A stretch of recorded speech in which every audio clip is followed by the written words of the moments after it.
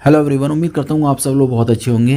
एक क्वेश्चन तो पेपर में पूछा ही जाता है, चर के ऊपर चर, यानी कि कोई x वाला फंक्शंस होगा उसके ऊपर भी एक x वाला फंक्शन आ जाए। जैसे यहाँ पर x की पावर sin x आया है, तो ऐसा एक क्वेश्चन आपसे पेपर में पूछा ही जाता है। तो आप ज़रूर तैयार करके रख लीजिएगा। मैं आपको बहुत आसान तरीका समझाता हूँ। चलिए, सबसे पहले जो हमें दे रखा है ना उसको मान लीजिए, जो फंक्शन आपको दिया गया है उसको मान लीजिए x की पावर sin x, और हमें इसका अवकलन करना है, बस इतना याद रखिए।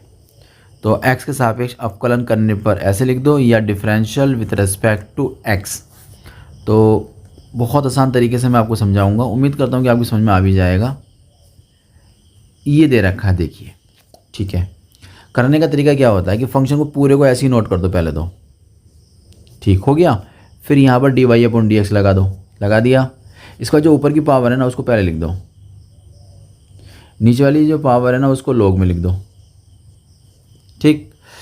या ऐसे भी कर सकते हैं कि इस फंक्शन में डायरेक्टली क्या ले लेते हैं, लॉग ले लेते हैं। तो लॉग वाई बराबर कितना हो जाएगा, लॉग एक्स और साइन की पावर एक्स। तो फिर हो जाएगा साइन एक्स मेरा आगे आ जाएगा, डॉट में आ जाएगा लॉग एक्स। देखना यही तो हमारा बना है यहाँ पर भी।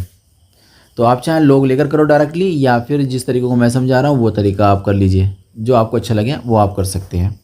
बहरहाल इस क्वेश्चन को आपको तैयार करके रखना है पेपर के लिए, पेपर में पूछा जाता है। इसमें करेंगे, एक को छोड़ेंगे और एक को हम कर देंगे। मान लीजिए हमने लॉग को छोड़ दिया, ठीक है, और अवकलन कर दिया हमने साइन वाले का।